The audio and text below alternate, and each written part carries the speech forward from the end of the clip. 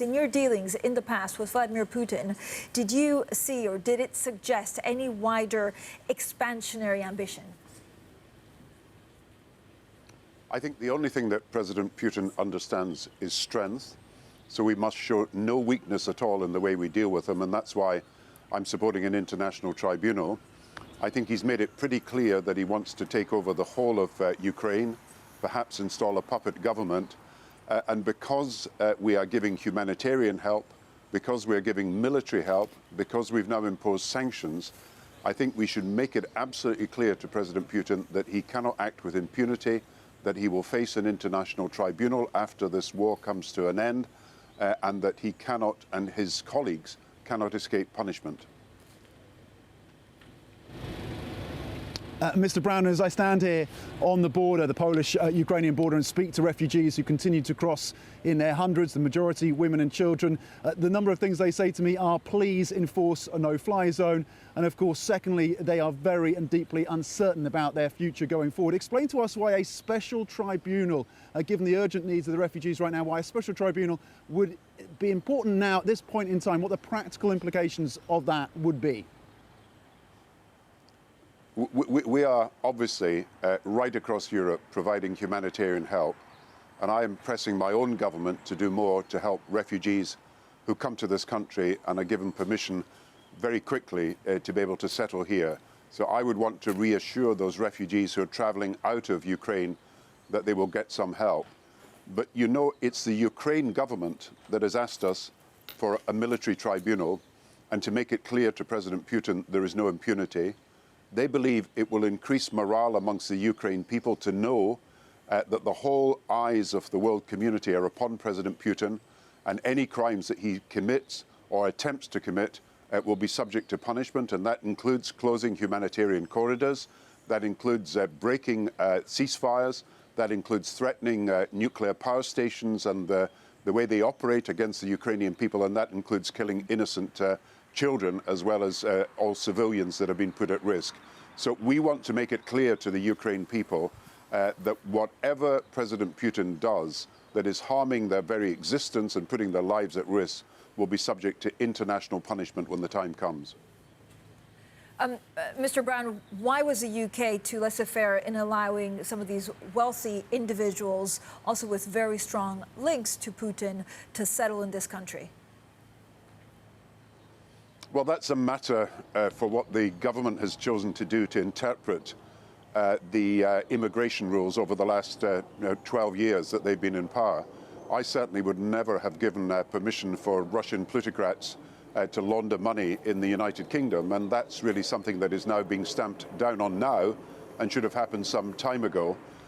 But you know, what we've got to do now is to make it absolutely clear by our humanitarian help, our military help, our sanctions, which are in tightening every day, and by what we say President Putin faces as a result of his aggression, that we're going to leave no stone unturned to help the Ukrainian people.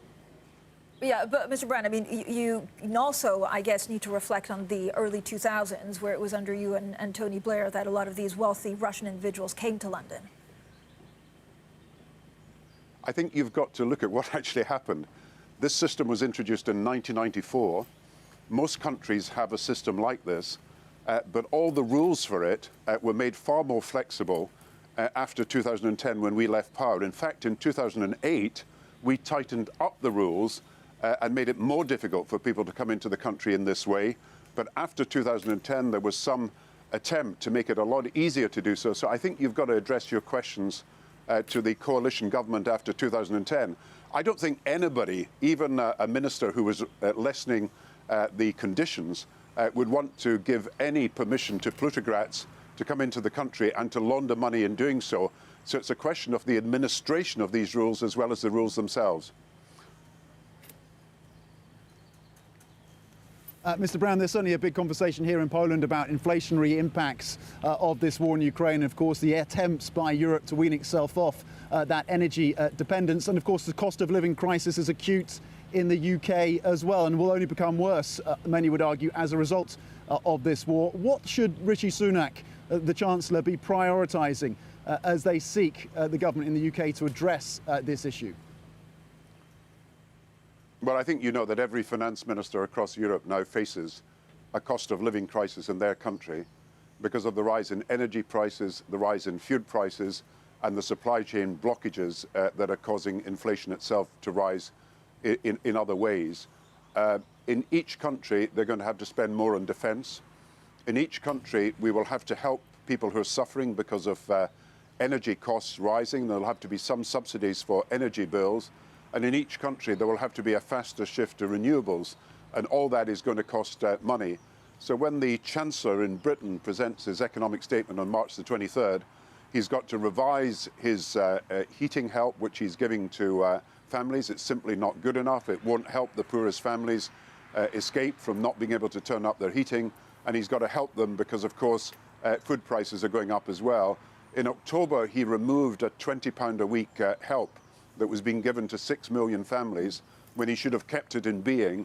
And I think what he's got to do is to bring that back to help the poorest families in our country. Should the health and social care levy be scrapped? And I'm not saying that you should scrap attempts to improve the health and social care system, but I suspect that the national insurance rise that is being imposed, particularly the one on employees, should be suspended at least for a year.